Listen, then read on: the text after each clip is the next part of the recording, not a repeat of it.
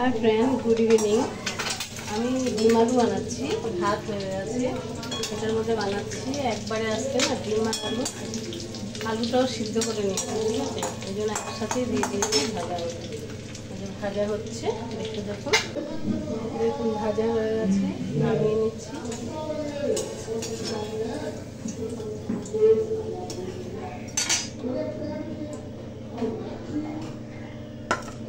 गरम कड़ाई गरम तेल गरम कड़ाई बलছি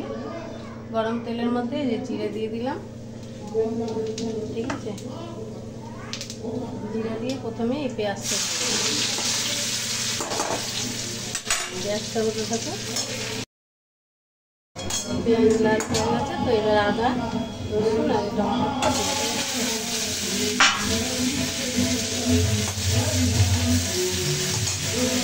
এর মধ্যে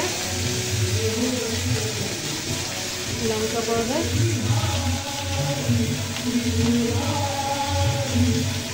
हल्दी पाउडर अल्प दिच्छी अल्प ना